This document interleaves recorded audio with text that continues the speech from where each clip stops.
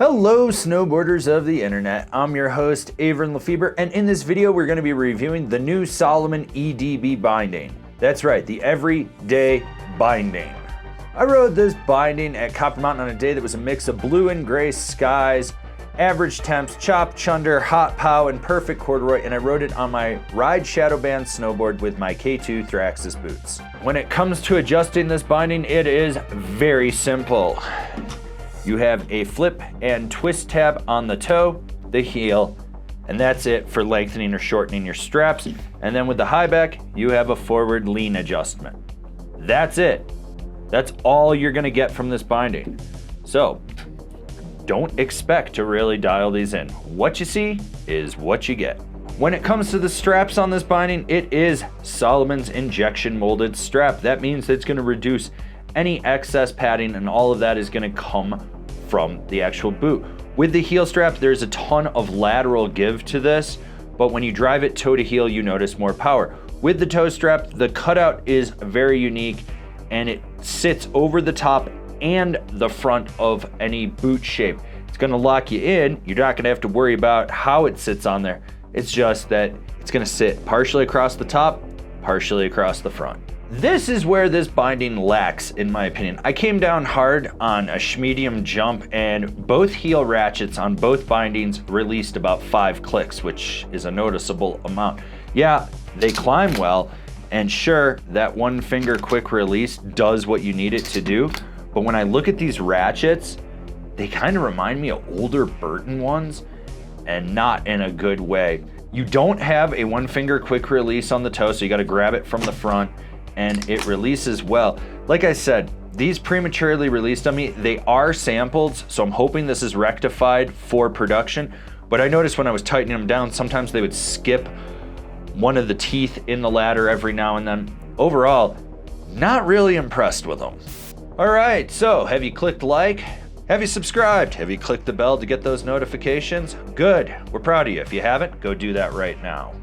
These are not the most rigid high back out there, and they have a slight rotation to them already, which is going to help you with tweaking. You can't rotate them. The only adjustability is that forward lean. So you flip it up, you untwist it, you slide it up and down, you lock it back in. I will say this, they aren't the highest high back, so I noticed that when I was driving into them, I could actually kind of tweak it a little bit more. There's a little more rigidity towards the bottom than there is in the top. Like I said, it's a high back, it does high back things. So the overall binding flex of this is just below middle of the road. It feels kind of more intermediate rider-ish than anything. You get a ton of lateral play from the straps in this, and the high back with its rotation allows you to kind of tweak it. There's a little more rigidity right at the side of the heel cup through the back, but not a ton. The response is there, but it's not like overly demanding. It's kind of like I'm just a cruisy rider on a blue groomer, or I'm playing around in the park. Overall, not the stiffest binding. You do notice with the foot pad that you do get a little more play underfoot as well. The one thing that's unique about this binding is that heel pad. You can really press into it and get a little bit of micro movement out of it, but it doesn't dampen like you would think. Like, you feel a lot of that chatter. Same thing through the foot pad of this binding. It's actually really lively. Like, you'll notice that whatever you're hitting is just resonating right back up into the base of your foot. Rider in mind, who's this binding for? The jack of all trades that just wants a meat and potatoes binding that isn't overly stiff. If you really like what we're doing over here and you want to support us further, swing on over to Angry Snowboarder VIP and become a member. Sure, I could tell you more here, but I got a video over there that explains it so much better. Personal thoughts, other than the ratchet, it's not a bad binding. It's not a great binding. It's just a binding, and it's one that I'm probably going to forget even exists in the Salomon lineup. It's playful where it counts. You can be somewhat precise if you have to, but it feels more like a freestyle binding. Like I said, I'm gonna forget that this probably even exists in the Salomon lineup.